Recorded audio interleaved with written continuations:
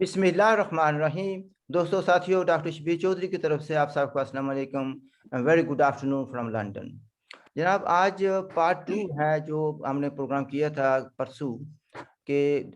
इन 2 सालों में यानी अगस्त 2019 और अगस्त 2021 के दरमियान में जो कुछ हुआ है, जम्मू कश्मीर के लोगों ने क्या खोया क्या पाया। कुछ पॉजिटिव चीज़ें भी होंगी, कुछ नेगेटिव चीज़ें भी होंगी। तो हमारे साथ ऑफिशियली तो उस लिहाज से 2 गेस्ट आने चाहिए थे, लेकिन एक गेस्ट जो है ना, उनको कोई टेक्निकल प्रॉब्लम हो रही है, वो अभी तक नहीं ऑनलाइन हो सके। तो मेरे साथ जो दूसरे गेस्ट हैं, या पहले गेस्ट कह लें, रविंदर पंडिता साहब पहले भी तशरीफ ला चुके हैं। Very well known personality in Jammu Kashmir on both sides of the divide. तो पंडिता साहब, वेलकम टू द शो। आदाब सर एंड सभी नाजरीन को मेरा प्यार भरा सलाम। अच्छा जी, बहुत मेहरबानी आपकी, आपने तकलीफ उठाई। तो अच्छा जनाब, बात यह है कि जैसे मैंने शॉर्ट इंट्रो में कहा है कि हमने देखा कि अगस्त 2019 को हिंदुस्तान की गवर्नमेंट ने कुछ तब्दीलियां की, ठीक है जी। और कुछ पर उस पर काफ़ी कुछ लोगों ने उसकी हमायत की, कुछ ने मुखाफत की, कर्फ्यू भी लगा, सब कुछ चीज़ें हुई। I leave it to you how to define it. तो देखना यह है कि 2 साल हो गए हैं। यहाँ पर हमने देखा है कि जिसको हम आज़ाद कश्मीर कहते हैं, वहाँ के कुछ लोग जो है ना, मुजाहरे करने की कोशिश करेंगे, ये कहते हैं कि हम ये 5 तारीख को हम ऐसा करेंगे वैसा करेंगे। उन कुछ लोगों को, खैर उनकी अपनी ओपिनियन है, हम कुछ नहीं कह सकते। लेट्स हियर फ्रॉम यू कि आप लोगों को क्या बताना चाहते हैं कि इन 2 सालों में हमने, यानी जम्मू कश्मीर के लोगों ने, state of Jammu Kashmir, princely state of Jammu Kashmir के लोगों ने क्या खोया क्या पाया। Floor is yours. Thank you so much. बहुत अच्छा मौजू है और मैं एक रियासती होने के नाते and I have been stressing this point always on every platform. We are from the Riyasat, erstwhile J&K state, and we should view the things as a रियासती। तो मैं चूंकि इंडियन नेशनल हूँ, कश्मीरी पंडित हूँ, I am living in exile, but I keep on going to my homeland and watching the things properly. सब कुछ देख रहा हूँ, उस पार भी नजर है। ये एग्जाइल कहाँ पे जो आप? आर्टिकल एग्जाइल 370 है, सॉरी सॉरी, लफ्ज़ एग्जाइल ने मुझे थोड़ा सा ना किया है। वो एग्जाइल में आप कहाँ पर हैं, क्यों एग्जाइल हुए मैं आप? नई यस न्यू दिल्ली में I am living in exile for the last 32 years. So I am out of the valley since 1990. अच्छा, एक And ji ji. it's a well-known fact, but the love for motherland doesn't go. So we need to know our erstwhile J&K state, and as a रियासती मेरे ऊपर फर्ज आयद होता है कि इस पार उस पार पूरी एक्टिविटीज क्या कुछ हो रहा है, क्या तब्दीलियां हो रही है और क्या नेगेटिव इम्पैक्ट है, क्या पॉजिटिव इम्पैक्ट है, उस पर जरूर हमें बोलना चाहिए। अच्छा, अब हमारे यहाँ पंडित साहब 1 सेकंड के लिए मुझे एक्सक्यूज करें, मेरे दूसरे गेस्ट भी आ गए हैं, मैं उनको भी जरा वेलकम कर रहा हूँ, ठीक है जी। जी हाँ, अच्छा नाज़रीन, मेरे जो दूसरे गेस्ट हैं, वेल नोन पर्सनालिटी हैं जम्मू कश्मीर की। अब्बास भट्ट साहब कश्मीर नेशनल पार्टी के चेयरमैन हैं।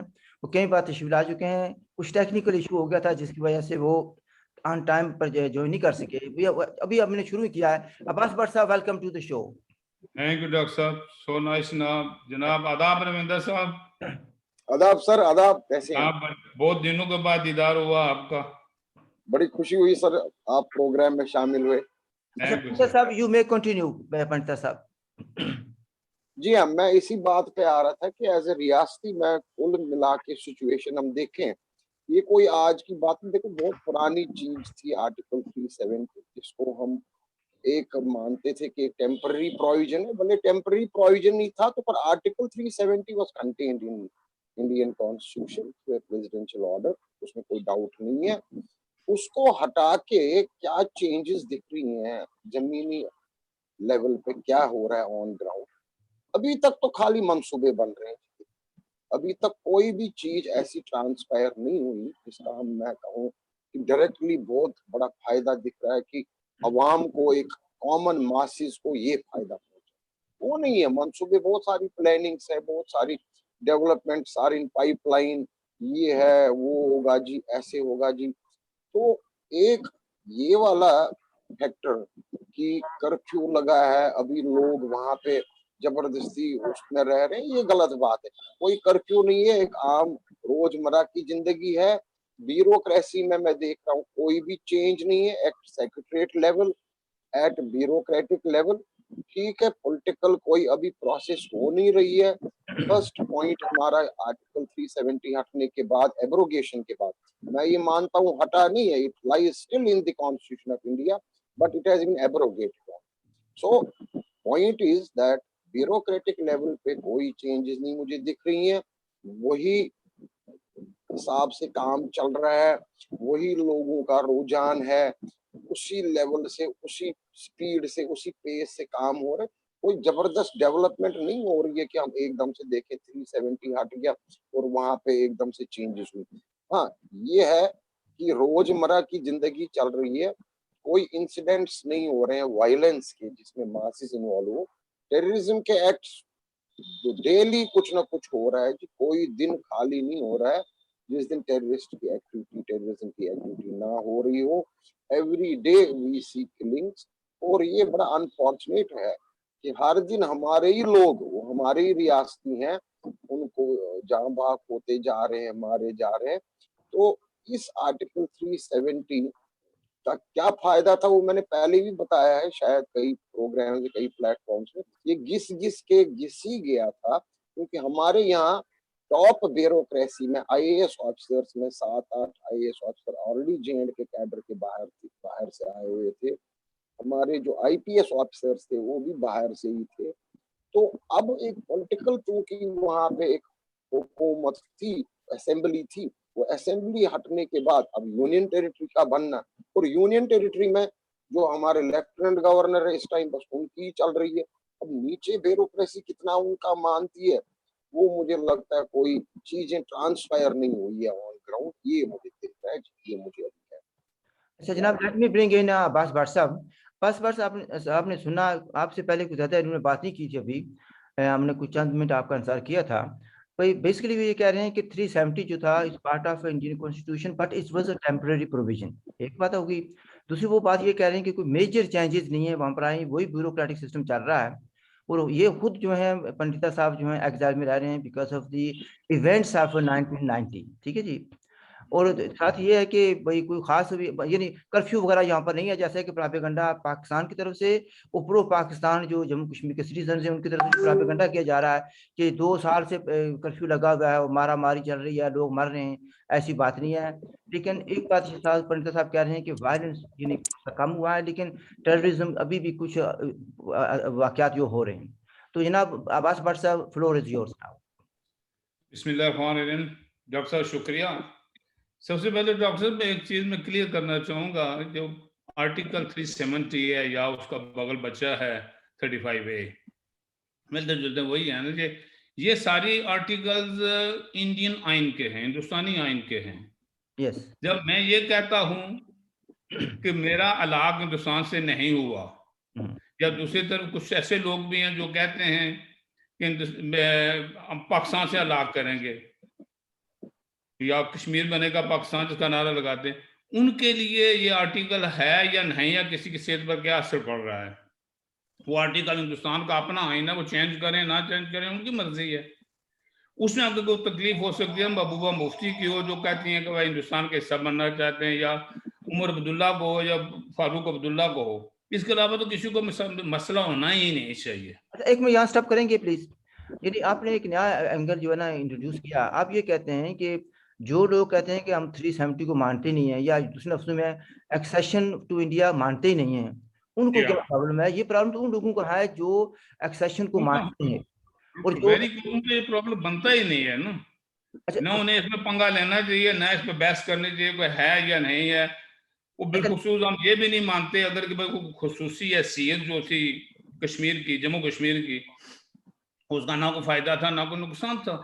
यहाँ पर ये बात क्लियर करने के बाद एक मिनट एक मिनट, ये दूसरे लफ्जों में जो 370 था खुसूसी हैसियत थी, अच्छा था बुरा था, इस पर बहस नहीं फिलहाल करते। लेकिन ये इंडियन यूनियन का हिस्सा था, आप कहते हैं कि इंडियन कॉन्स्टिट्यूशन का हिस्सा था, तो हिंदुस्तान अपने आइन में तब्दीली ला सकता है ना लाए, उसकी अपनी मर्जी है, ठीक है, एक बात ये कह रहे हैं। दूसरी बात ये है कि इससे मुतासर वो लोग हो रहे थे जो उस साइड पर रह रहे थे, यानी इंडियन एडमिनिस्ट्रेशन या एलओसी की उस तरफ रह रहे थे, वो मुतासर हो रहे थे, फायदा भी या नुकसान भी जो था उनका था। जो लोग नुकसान सारा उनका था, लोग लिखित परेशान आजाद कश्मीर में हैं, इनको उससे कोई असर नहीं पड़ रहा था। लेकिन ये बड़ी हैरानगी की बात है, एक्ट 74 का असर पड़ता है, ना कि 370 का। बड़े आपने बहुत अच्छी तरीके से डिफाइन किया है। तो सबसे ज्यादा शोर कौन मचा रहे हैं? जो आजाद कश्मीर के लोग रहने वाले हैं, जिन्हें खुद पता है, जो खुद पिछले 7 दिनों से बैठे हुए हैं बनी गाला में कि हाँ। पर्ची किसके नाम से निकलेगी। अच्छा, ये दूसरे लोग आपको मुझे मुबारक देनी चाहिए कि मेरी फोरकास्ट ठीक निकली थी कि किसकी पर्ची निकलेगी, वही पर्ची निकली है। फिर किसकी निकली है? सरदार इलियास तनवीर साहब की। तनवीर इलियास साहब की। अच्छा चलिए उस पर बाद में कर आते हैं। अच्छा फिर देखिए बात ये आती है कि बड़ी हैरानगी की बात है कि जो लोग डायरेक्टली मुतासर थे वो शोर कम कर रहे हैं, जो मुतासर नहीं है वो ज्यादा शोर कर रहे हैं। वो जिनको यानी एक्ट 74 में पकड़ा हुआ है या दूसरे तरीके से पकड़े हुए, वो उस पर बात करना पसंद नहीं करते। Anyway, floor is yours. वो खासतौर उनको वो ज्यादा शोर कर रहे हैं जिन्हें ये पता है 370 है क्या भला, इसका नफा क्या है या नुकसान क्या है। और दूसरी बात डॉक्टर साहब जो है, जो आपका ओरिजिनल क्वेश्चन था या टॉपिक था, उसका मुतलका थे कि प्रो अगस्त 2011 और पोस्ट 2011 अगस्त में, यानी इससे पहले ये जो 370 गौर करने से पहले मामलात क्या थे और उसमें बाद में क्या नफा या नुकसान हुआ।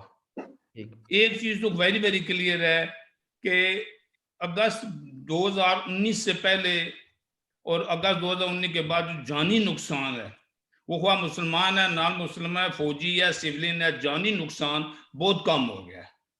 अच्छा, ये पॉजिटिव मेरे ख्याल में इंसानों को बचाना मुझे हर चीज से ज्यादा अजीज लगता है, ख्वाह वो हिंदू है, ख्वाह वो पंडित है, ख्वाह वो क्रिश्चियन है, ख्वाह वो मुसलमान है। मेरे नजदीक ये सबसे आला ज़र्फ है कि इंसान बचे किसी तरीके से। और आई एम श्योर के पंडित साहब कंफर्म करेंगे कि कम से कम जानी नुकसान कम हो रहा है। उसके पहले उसकी बहुत सी वजूहत हो सकती हैं, गिनी भी जा सकती हैं वजूहत, गवर्नमेंट की तरफ से हो सकता है, सिविल लोगों की तरफ से हो सकता है, टाइमिंग का हो सकता है, बहुत से मामला ऐसे हो सकते हैं। अगर आप इजाजत दें, आप अगर इजाजत दें तो एक आपके दोस्त को कोट किया जाए। वो कहते थे कि जो मर के हैं वो वापस नहीं आ सकते। ठीक है, के बारे से कह रहे थे जो मर के हैं किस वजह से भी मरे वो वापस नहीं आ सकते हैं, जो जिंदा हैं उनको बचाने की कोशिश करें, और जो लोग बचाने की कोशिश करते हैं उनको लोग कहते हैं कि ये गद्दार हो गए। Anyway, again continue please. Sir एक मसला तो इसका ये है। दूसरा, पंडित साहब ने फरमाया कि भाई दहशतगर्दी जारी है, पर जिन लोगों के हाथों में बंदूक गई थी, अब वो बंदूक को रखते रखते टाइम लगेगा। हाँ, ये बात है। इस बंदूक में इतनी अट्रैक्शन है कि अनफॉर्चुनेटली ये फौरी मामलात नहीं होते कि बाद आपने एक कर्फ्यू लगा दिया। ये बहरहाल कर्फ्यू की बात करेंगे, कर्फ्यू भी असल में यस लगा था, कर्फ्यू बड़ा सख्त कर्फ्यू लगा था। वो आप समझ लें कि 2019 से लेकर शायद मिड 20 तक ये खासा तेज था, खासा सख्त किस्म का कर्फ्यू था। लेकिन उसमें अब तो बहुत हद तक नरमी आ चुकी है। अब तो वैसे भी अक्का दुक्का के मामलात होते हैं, अदरवाइज उसमें कोई शोर शराबा इतना नजर नहीं आ रहा है। नहीं तो ये पाकिस्तान टीवी वाले जो थे हमारे हैं इस तरफ के टीवी वाले, वो तो उसे बड़ा के जरूर बयान करते, लेकिन इस किस्म की चीज सामने आ नहीं रही है। नहीं जनाब भट्ट साहब, मैं अगस्त के बाद अक्टूबर के महीने में तो वही था, मैं तो खुद आई विटनेस हूँ, कोई कर्फ्यू नहीं था। यहाँ पे तासुर दिया गया था इंटरनेशनल मीडिया के थ्रू, पाकिस्तानी मीडिया के थ्रू, मैं तो खुद कश्मीर में था जी अक्टूबर में। अच्छा पंडित साहब, मुझे सवाल करने दें। आप ये कह रहे हैं कि अक्टूबर 2019 में आप कश्मीर के अंदर थे आप, और आपने कर्फ्यू नहीं देखा? जी हाँ भाई साहब, मैं तो यहाँ से गया दिल्ली से, मेरे को भी ये तासुर दिया गया था वहां पे कर्फ्यू है, जो न्यूज़ें चल रही थी खासतौर पे सोशल मीडिया में। I went there, I spent Diwali time there. मैं तो अपना गांव में, बड़गाम के बड़े इंटीरियर गांव में गया हूँ, खुशरू के गांव में। अच्छा, मैं तो वहां था, मेरे साथ तो लोकल्स ने दिवाली मनाई है। अच्छा, इरशाद मलिक साहब जो कि वेल नोन राइटर भी हैं, एक्टिविस्ट भी हैं, लॉयर भी हैं, उन्होंने परसों मेरे प्रोग्राम में कहा है कि वो कुछ दिन रहा है, वो कुछ एरियाज में रहा है। कुछ दिन, जी हाँ जी हाँ, एक हफ्ता भर कर्फ्यू रहा। अब लोग कंफ्यूजन ये आ रही है जिसको लॉकडाउन कहते हैं ना, इस वायरस की वजह से, पेंडेमिक की वजह से, उसको भी वो लोग एसोसिएट कर रहे हैं कर्फ्यू के। नहीं जनाब, नहीं जनाब, पेंडेमिक में कोई कर्फ्यू नहीं है पूरे इंडिया में या कश्मीर में। एसओपीज हैं, कुछ चीजें लागू हैं, instructions, that's not called curfew. उसमें कोई मिलिट्री का या सिक्योरिटी फोर्सेस का इन्वॉल्वमेंट नहीं है, वो तो सिविलियन एडमिनिस्ट्रेशन का है। हाँ जरूर एक बात थी शबीर साहब, मैं आपको ऐड करूं, मैंने पीछे भी ये बताया था, सिविल कर्फ्यू जैसा मुझे दिखा था अक्टूबर में। लोग बड़े मायूस थे, लोगों में बड़ा गुस्सा था, रंज गम जैसा था कि मैंने पता करने की कोशिश की, अच्छा, दुकानें बंद थी। लेट अब्बास साहब प्लीज कंप्लीट हिज, बड़े वैल्यूबल बातें कर रहे थे। मैं रियली बट साहब जो है ना, I am really intrigued by जो आपने कंपैरिजन किया ना, भाई जो लोग डायरेक्टली या इनडायरेक्टली फायदा उठा रहे थे या उनको कोई प्रॉब्लम हो रही थी, वो 370 के वो तो बोल नहीं रहे, जिनको कुछ भी नहीं है, जिन पर असर नहीं होता वो बोल रहे हैं।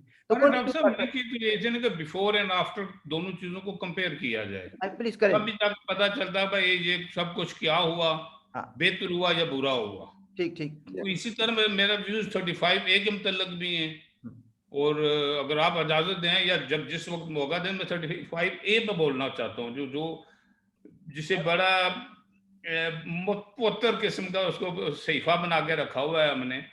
बल्कि 35A जो है, यानी उससे मुराद ये होते हैं कि जो गैर कश्मीरी है वो जम्मू कश्मीर के हदूद में रहते हुए या आकर वहां से कोई जमीन जायदाद नहीं खरीद सकता। मैं हकीकतन, शायद मुझे कल गालियां पड़ेंगी जी भर के, लेकिन मुझे उसकी बात नहीं है, लेकिन मैं अपना एज एन अकाउंटेंट में बात कर रहा हूँ इस वक्त। ये हमारे साथ एक जुल्म होगा अगर बाहर के लोग उसमें इन्वेस्टमेंट आके ना करें।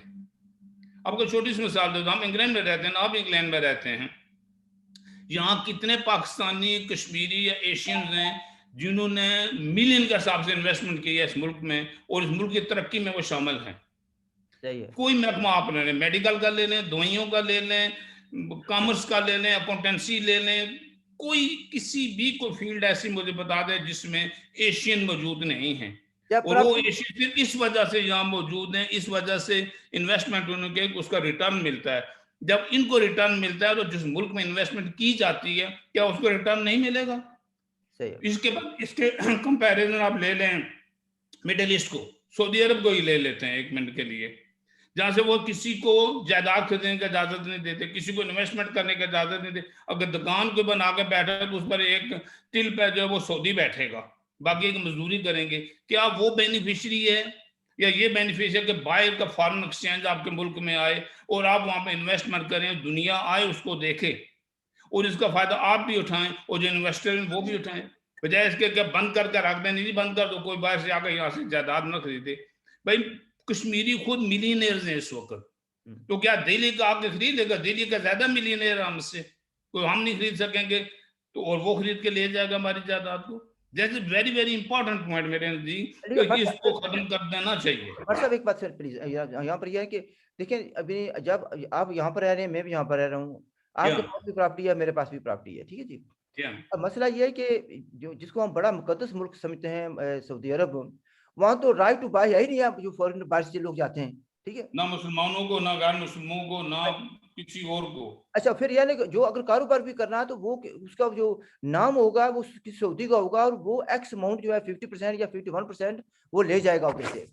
टिल पर वो बैठता है, टिल आगे खाली वो करता है। टिल पर अगर वो बैठेगा नहीं, अगर या तो अगर टिल पर हो तो वो ठीक है, लेकिन मैं बात कर रहा हूँ कि जो होता है ना उसको नहीं मैं इसलिए मैं इस चीज का इजाफा किया था कि परसों मुझे एक फोन आया, मेरे जानने वाले हैं, कहने लगे मुसीबत बन गया, पता नहीं कितने हजार का रियालों का जुर्माना हो गया। मैं क्यों जुर्माना, क्या जुर्म किया? यार जुर्म क्या किया कि टिल पर एक सऊदी होना, आज का इन्होंने कानून बना दिया कि सऊदी का टिल पर होना जरूरी है, नहीं तो पता नहीं कितने हजार देर में उसको जुर्माना हो गया है। अब इसके अंदाजा करें। अच्छा, ये काम कोई करे, कौन इन्वेस्ट करेगा? काम मैं करूं, मेहनत मैं करूं, पैसे मैं लगाऊं, और आके आप सऊदी हैं तो आप पैसे उठा के ले जाएं सारे टिल में से निकाल के, कौन इन्वेस्टमेंट को करेगा इस मुल्क में? अच्छा, फिर बात यहाँ पर ये आती है कि कहते हैं क्या ये डिस्क्रिमिनेशन नहीं है? रसूल पाक सल्लल्लाहु अलैहि वसल्लम ने फरमाया था किसी अरबी को अजमी पर कोई फोकियत नहीं है, कोई फोकियत नहीं है ना अजमी को अरबी पर है। एनीवे कभी तो आप कंटिन्यू करें प्लीज। पंडिता साहब थोड़ी देर के लिए ऑफ हो गए थे, वापस आके हैं, तो आपका अगला पॉइंट क्या है इस पर क्या 35A पर? या चलो let me bring in Pandita साहब, क्योंकि वो थोड़े से गायब हो गए थे। मैं नहीं समझा आप पंडिता साहब से सवाल को पहले ऐसा मिस कर गया था। पंडिता साहब जी नहीं, आपने सुनी है बात जो भट्ट साहब कह रहे थे कि अगर राइट टू बाय नहीं होगा लोगों को तो इन्वेस्टमेंट नहीं होगी, तो ये फायदा या नुकसान किसका होगा? देखिए जी, ये आज का नहीं है, ये बड़ा वजह फरमाया इन्होंने जो है, ये खाली हमें नहीं देखना है वो डेमोग्राफिक चेंजेस हो रही है और इधर उधर के वो पॉइंट्स बनाने हैं, हमें एक्चुअली में डेवलपमेंट देखनी है कैसे होएगी। स्टेट की डेवलपमेंट इसी से होएगी कि फॉरेनर्स आए, FDIs आए, लोग आए, जैसे हम लोग कश्मीरी बाहर जा रहे हैं, पूरे इंडिया में बसे हैं, पूरे इंडिया में हमारा कारोबार चल रहा है, तो वहां से भी लोग आए, वो भी कुछ पैसा लगाए वहां रियासत में, तभी आगे बढ़ जाएगी बात। अब 35A बड़ा डिस्क्रिमिनेटरी था, इसमें ना सिर्फ पीओजेके के रिफ्यूजीज या वेस्ट पाकिस्तान के रिफ्यूजीज की बात थी या वाल्मीकिज की बात थी, बल्कि हमारे जो औरतें थी, हमारी बहनें थी, हमारी माएँ थी, उनका जब भी शादी बाहर होती थी, तबके के बाहर, कम्युनिटी से बाहर, स्टेट से बाहर, तो दे वर वो महरूम होते थे, they would not inherit the rights of the property. Now अभी सर्कुलर आया है, एक तो डोमिसाइल सर्टिफिकेट्स नहीं बनी है यहाँ पे, जिनका भी 15 साल से ज्यादा क़याम है रियासत में, उनको डोमिसाइल सर्टिफिकेट नया दिया गया है।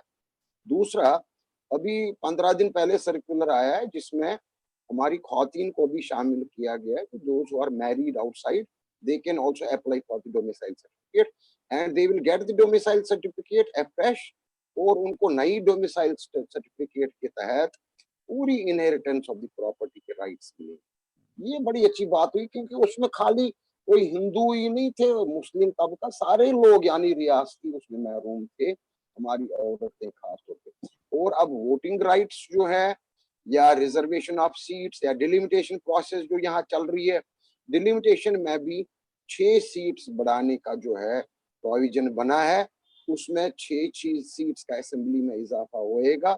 ये बात भी चल रही है कि 1 सीट रिजर्व रहेगी for backward tribe and schedule caste people.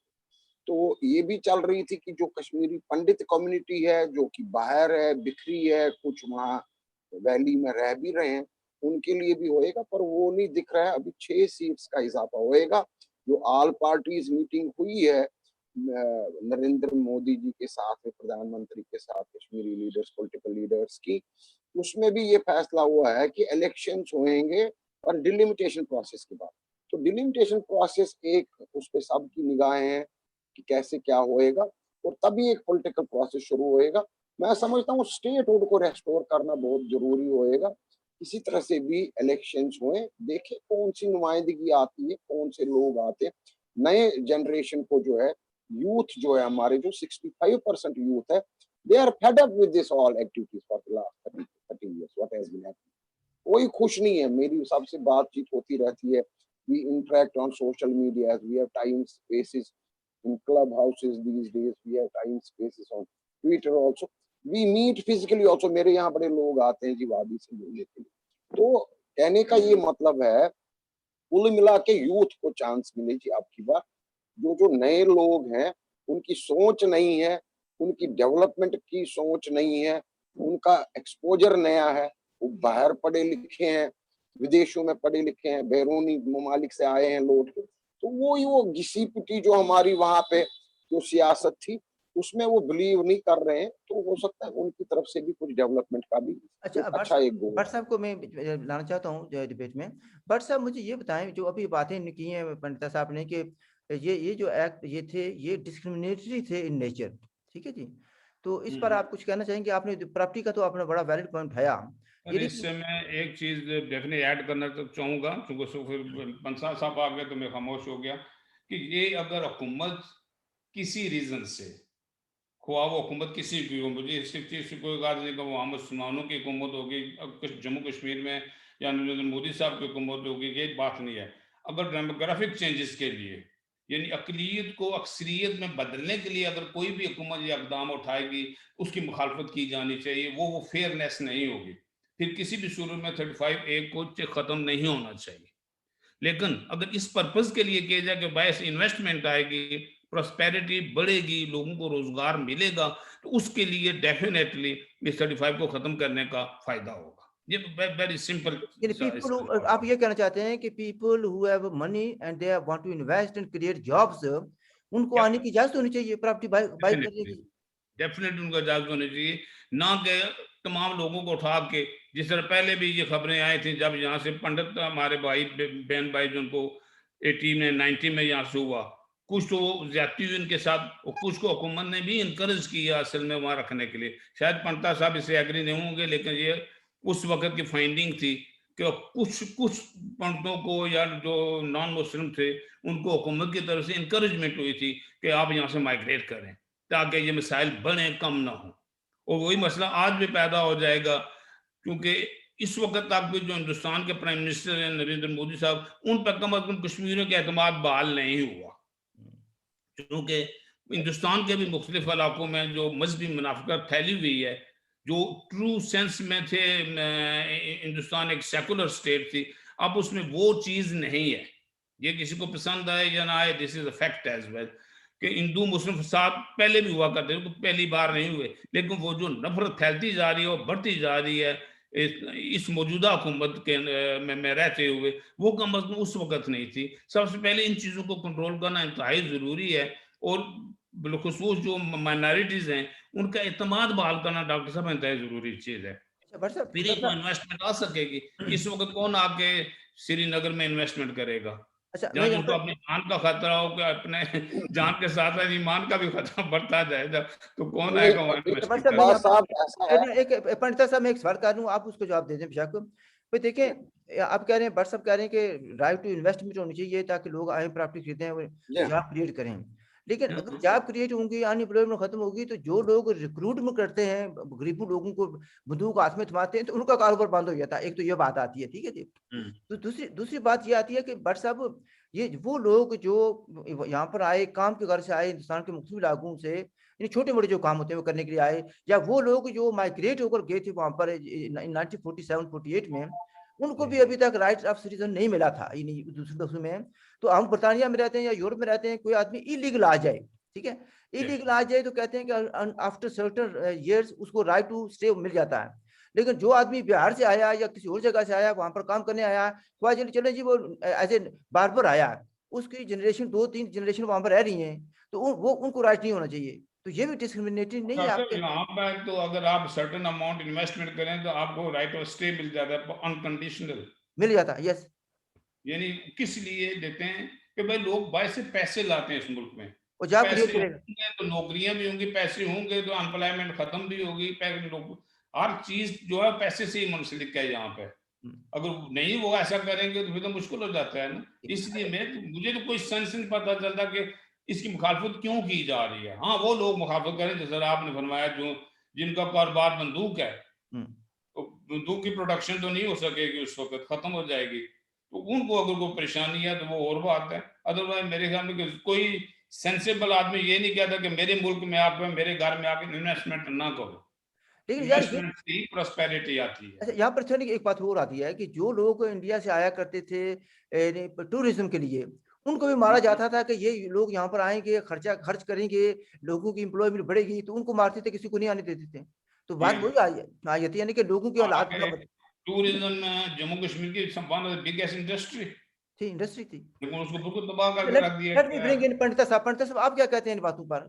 ना ये ऐड करना था, जो ये दफा 370 हटाने के बाद एक नैरेटिव ये बना था कि लोग आएंगे, यहाँ डेमोग्राफिक चेंजेस होंगी, फिर ऐसे होएगा वैसे। मैं उसमें एक ऐड करना चाहता हूँ, ये चीज मैंने भी कई प्लेटफॉर्म्स पे उठाई, मैंने भी ये आवाज उठाई कि ये जमीन खरीदने का और ये सब, ये कई सारे स्टेट्स में, हमारे हिमाचल प्रदेश में या नॉर्थ ईस्ट स्टेट्स में ऐसा है आर्टिकल 371, उसमें उसके तहत हम नहीं ले सकते हैं जमीन, ऐसे नहीं खरीद सकते। तो यहाँ जमीनों का मसला नहीं है, पहले पहले एतमाद का मसला था।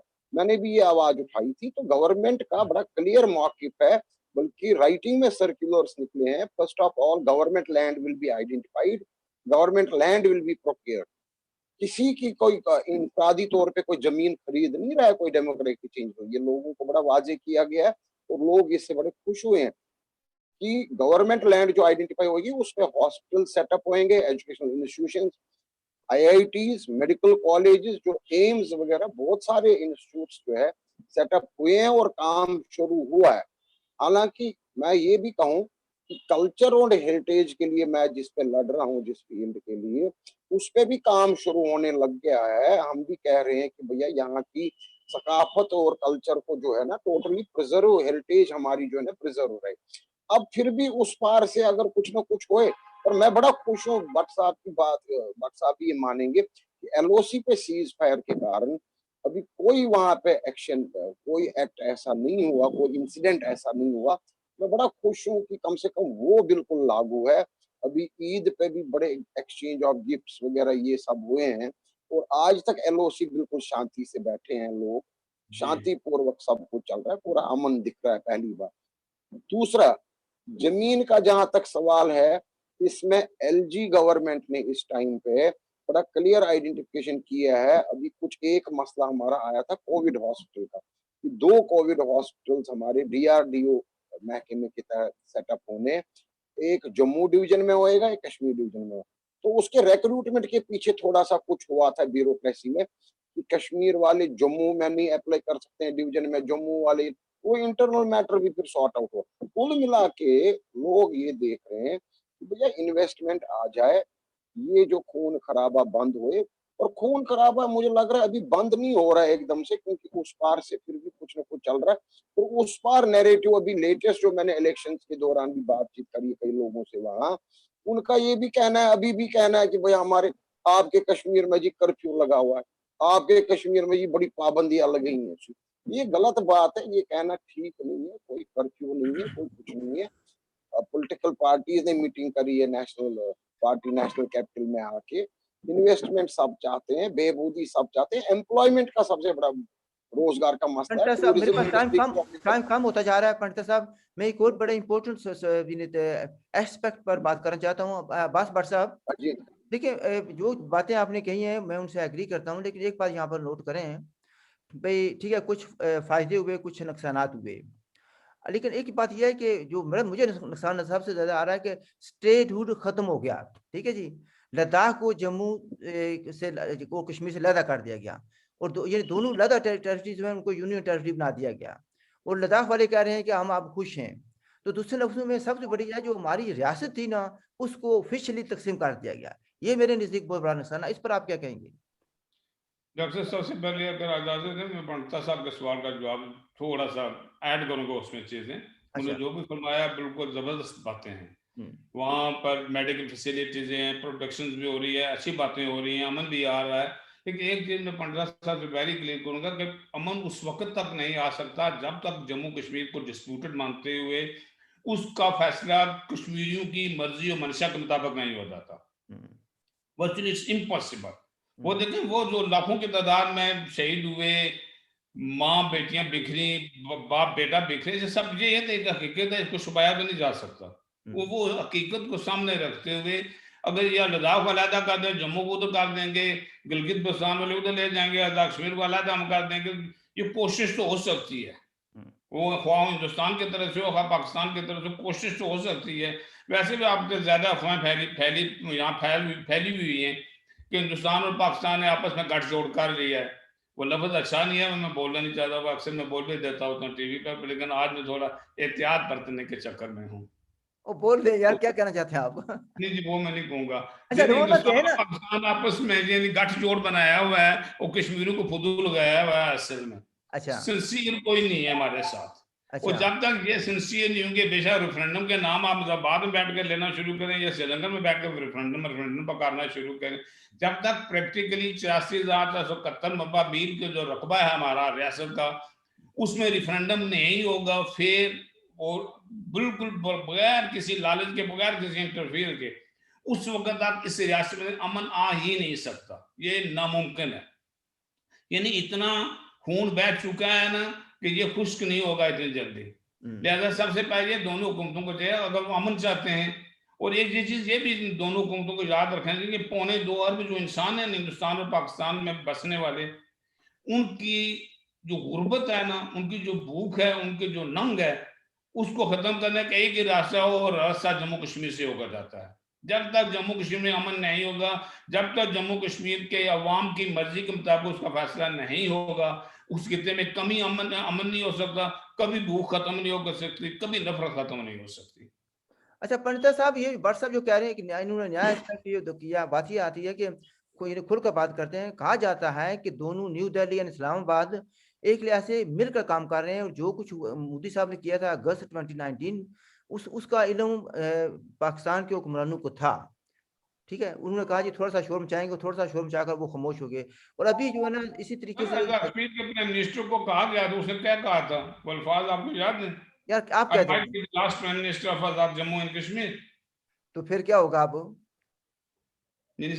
यानी इसका मतलब क्या है, उनको पता था, और उन्होंने ये भी कहा, वो उठ के कहाँ से आए थे, जीएचक्यू की मीटिंग से उठ के आए थे वो, राजा फारूक कहते, तो फौरी उन्होंने ये बयान दे दिया था उस वक्त, तो ज़ाहिर उस मीटिंग में उन्हें को खबर दी गई है ना। जीएचक्यू की पार्लियामेंट है या कोई असेंबली है, कहाँ वहां पर कौन सी मीटिंग हो रही थी? सर वो माशाल्लाह सबसे बड़ी सियाने लोगों की एक जमात है। जमात। अच्छा पंडिता साहब, आप क्या कहेंगे, क्या दोनों हुकूमतें जो हैं, तो क्या तकसीम कश्मीर पर राजी होती नजर आ रही हैं आपको, या क्या होने वाला है? और आई थिंक डॉक्टर साहब दैट्स क्वाइट अपरेंट कि कोई भी, मेरे ख्याल में कोई भी इंटेलेक्चुअल शायद इससे जो है ये नहीं करेगा कि नहीं हो रहा है, दिख रहा है। देयर आर थिंग्स जो ट्रैक टू डिप्लोमेसी में और सब कुछ जो है क्लियर दिख रहा है ये सारी चीजें। तो इसमें अब एग्जैक्टली पिन पॉइंट करके बताना कि बिटवीन इंडिया एंड पाकिस्तान कोई बातचीत या कोई समझौता नहीं हुआ है, डेफिनेटली हुआ है, वो मुझे भी दिख रहा है एज ए पर्सन। अब यहाँ पे बात अभी फिर हमारा जो मौजूद था उस पे मैं एक दो चीजें और भी ऐड करना चाह रहा था एक्चुअली।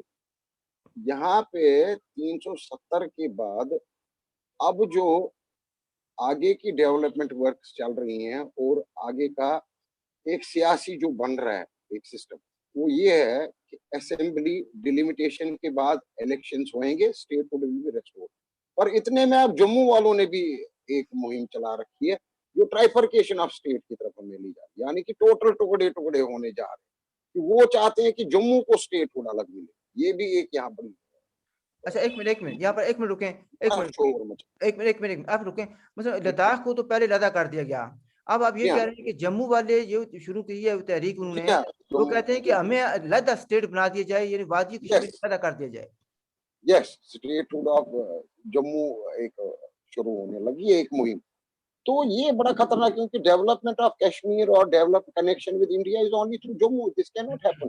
तो सरकार मेरे ख्याल में इसमें नहीं झुकेगी, पर स्टेटहुड के लिए यहाँ की सेंट्रल गवर्नमेंट आमादा है कि वो चाह रही है कि ये हो जाए जितना जल्द, पर ये भी वो कह रहे हैं कि पहले डिलिमिटेशन हो जाए। तो डिलिमिटेशन प्रोसेस का अभी 2 महीने का टाइम दिया है, हम सब लोगों से भी सलाह मशवरा, वो जो फॉर्मेलिटी होती है किसी ने क्या पॉइंट्स देने हैं, तो हमारे को भी खतूत मिले थे, हमारी कम्युनिटी में भी, हमें भी भैया आपने पॉइंट रखे, क्या कहना है क्या नहीं करना। तो शायद 2 महीने में वो हो जाएगा, और स्टेटहुड मेरे ख्याल में अगले 6 महीने के बाद हमें दिखने को मिलेगा। स्टेटहुड विल बी रेस्टोर्ड, उसमें कोई दो राय नहीं है। पर नहीं पंडिता अब साहब, ये लेकिन देख पंडिता साहब एक रियासत हुआ पंडिता एज ए रियासत। पंडिता साहब मुझे please let me intervene there. भाई स्टेटहुड जो है ना माइनस लद्दाख मिलेगा ना, बात तो ये है ना कि जब यानी ये एब्रोगेट किया गया था या यूनियन टेरिटरी बनाया गया था, उस वक्त जी लद्दाख जम्मू एंड कश्मीर एक था। अब अगर जी लद्दाख को लदा करके स्टेटहुड मिलेगी, तो it is not same what it was before. तकसीम तो हो गई ना। नहीं, इट्स नेवर जी जनाब, हमारे तो पहले ही रियासत के टुकड़े टुकड़े हुए। अब जो आपके पीओके में इलेक्शन हुए हैं तो उस पे कौन शोर मचा रहा है? Only India is criticising. कोई भी वर्ल्ड के जितने ममालिक चुपचाप बैठे हैं, बल्कि वो तो वेलकम कर रहे हैं, बड़े अच्छे इलेक्शन हो गए। अब बड़े अच्छे इलेक्शन आपने देखे, हमने कोई देखे। गिलगित बल्टिस्तान में हुआ, कहाँ के टुकड़े टुकड़े तो पहले ही हो रखे हैं जी। पंडिता साहब इस पर हमारे अक्सर जो कहा करते थे कि नानी ने खस्म किया बुरा किया, खस्म करके छोड़ दिया, उससे भी बुरा किया। तो आप अब खुद उसमें अंदाजा लगा कहाँ लें। आप जोड़े। मैं ये मानता हूं कि जम्मू भी अलग ना हो जाए, उसको किसी तरह से बचाएं। जम्मू और कश्मीर डिवीजन जो दो हैं, इसकी स्टेटहुड वापस हो। ये यूनियन टेरिटरी हमें मंजूर नहीं है। Union territory status should be immediately taken of, and यहाँ पे सरकार आ जाए, तभी कुछ दिखेगा। और जमीनी सतह पे अब जो पंच और सरपंच वाला यहाँ हुआ है, वो डॉक्टर साहब वो ऐड करना पड़ेगा सब नाजरीन जितने भी देखने वाले। वो सरपंच और पंच जो बने जी डेवलपमेंट लेवल, ब्लॉक लेवल पे जो डेवलपमेंट हो रही है ना, वो दिखने लग गई जी साफ, वो क्लियर दिखने लगी, क्योंकि पैसा डायरेक्ट जाता है जी पंच को, सरपंच को, और वो अकाउंटेबल है वहां के लोगों के लिए, उसके उस गाँव। अच्छा भट्ट तो साहब ये बात ऐसे आपने अब कही। अच्छा करप्शन इतना नहीं होएगा जो ऊपर से हो साहब रहा। क्यों टाइम खत्म हो रहा है, भट्ट साहब को मुझे लाने थे। भट्ट साहब आपने सुना कि ये या सरपंच जो इलेक्शन हुए हैं, अब वो कह रहे हैं कि डेवलपमेंट जो फंड्स हैं वो डायरेक्ट जाते हैं लोकल सरपंच को, and he is accountable to the local people. पहले तो डिफरेंट तरीका था, तो उस पर आप क्या कहते हैं?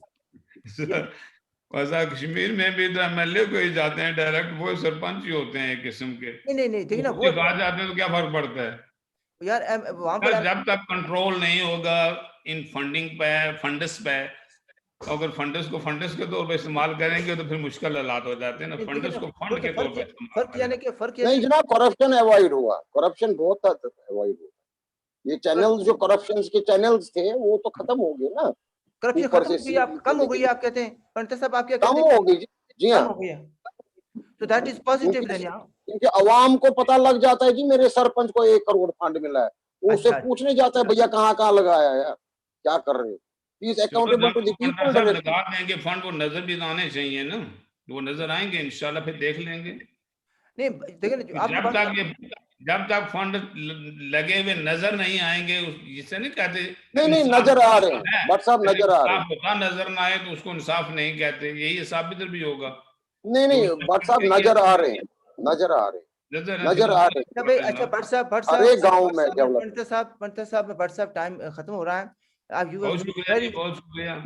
आपने अगर कोई मेरी तरफ से गलत बात निकली जनाब तो माजरत, आपने कोशिश की है सच बोलने जनाब कैसी बात कर रहे हैं जनाब, रियासत की है, एक रियासत की है। भट्ट साहब मैं ये कहूंगा टुवर्ड्स द एंड, ऐसी बात नहीं है, मैं आपको पहले भी कहीं पर आप तशरीफ ला चुके हैं मेरे प्रोग्राम में, you are at your best, ऐसी कोई बात नहीं, आपने अच्छी बातें की हैं, तो किसी को बुरी लगे तो इसमें हम क्या कर सकते हैं। अच्छा नाजरीन, आपने बातचीत सुनी, बड़ी इंटरेस्टिंग मैं समझता हूँ डिबेट हुई है, डिफरेंट एस्पेक्ट्स आए हैं, तो इंशाल्लाह कोशिश करेंगे कि इन दोनों को दोबारा बुलाया जाए, कोशिश करेंगे कि इन नियर फ्यूचर। अच्छा तो नाजरीन, आपने बातचीत सुनी, कुछ एस्पेक्ट्स रह गए हैं और कुछ पॉजिटिव चीजें आई हैं, कुछ जो पर आप सब बात नहीं कर सके, तो अगर if you like the programme please do subscribe it, and if you have any questions please do ask. मैं कोशिश करूंगा कि इन दोनों को दोबारा किसी मौका देंगे, इनको तशरीफ लाएं, तो क्यों टाइम लगता है इनको ऑर्गेनाइज करने में। I leave it at that, and again once again thank you very much for watching it, and thank you very much for your contribution. ठीक है जी, थैंक यू डॉक्टर साहब, थैंक यू जनाब, शुक्रिया, बहुत शुक्रिया सर जी, खुदा हाफिज। बहुत नवाजिश।